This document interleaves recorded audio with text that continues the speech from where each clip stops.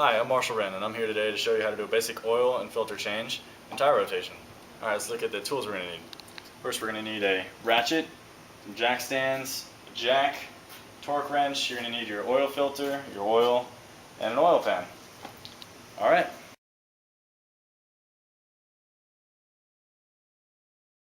The first thing when working on cars is being safe and using common sense.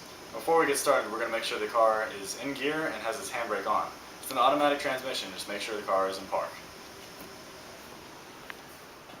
Yep, we're good. Alright, first thing we're going to do is break loose the wheel nuts while the car is sitting on the ground. Because if you lift it up before you break them loose, you won't be able to, the wheel will just spin. And I took this off because the nuts are concealed. And I have to use a special wheel lock because these are aftermarket rims and gotta use it. Alright, so let's break them loose. Make sure it's set on the right way. Just go through and break all these loose.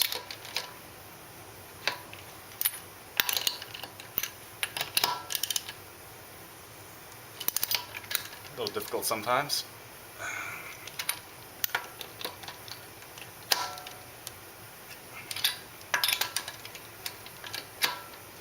When using the jack, you want to put the jack on the frame of the car. You don't want to put it on the body or anything that can get crushed. It's just not what you want to happen. So we've put it there, and when you put the jack stand under, you also want to put it somewhere. It's usually specified by the manual, somewhere that it needs to go. You don't want to put it somewhere where it's not supposed to go. All right.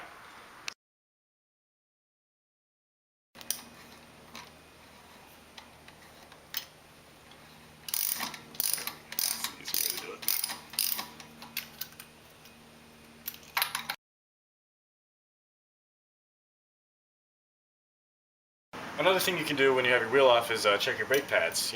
Make sure everything's working smoothly on down here. And I need some brake pads. There's nothing left.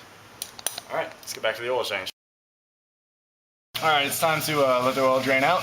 Make sure that you have this oil pan positioned correctly to catch the oil, or you're gonna have a mess on your hands. All right. Now we're gonna remove the plug. All right, we've loosened the oil drain plug. Now it's time to drain the oil. Loose.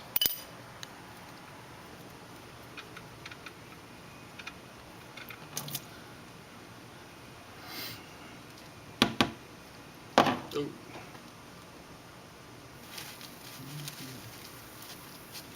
Yummy. It's time to get the filter out. It's going to be in a variety of places for different cars. Mine's way in the back here. Take that off. It's actually back here.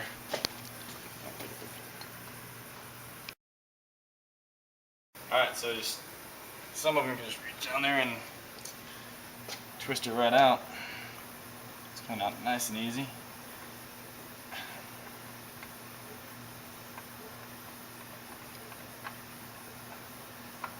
And when you get it out, you want to hold it with the bottom side up, so you're not dripping oil everywhere. Alright, now it's time to put the new filter back on. What you want to do is you want to put some of the old oil or new oil around the seal, so if that gets dry and cracks, it's bad. So that's what you want to do. Remember, it's very important that you don't over tighten the oil filter.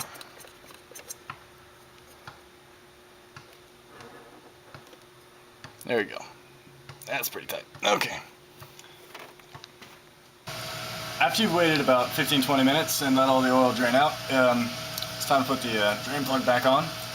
And what you want to do is you want to put it on and then torque it to the specifications that come in the manual.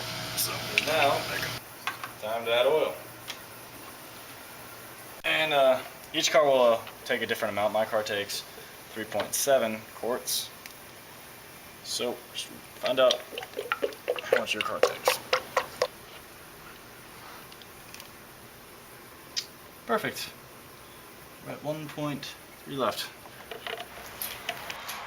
Alright, when you're rotating your tires, pretty much you just want to take both of them off, change it back to the front and the front to the back. You do not want to go side to side. That is not a good thing to do.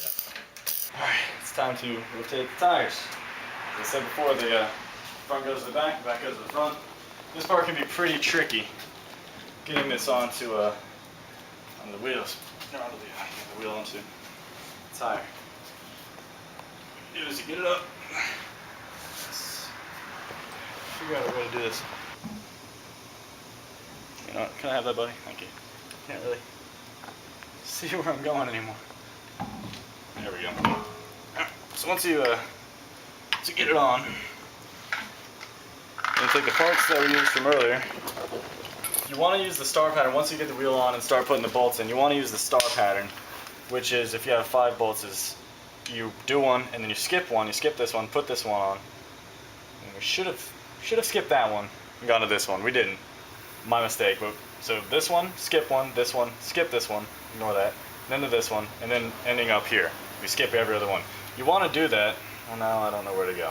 You want to do that because it puts an even amount of pressure on the entire rim, and so 1, you don't put the rim on crooked, and 2, well, you don't put the rim on crooked. I guess that's the whole point of it.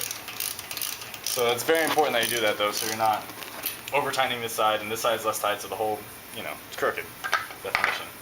So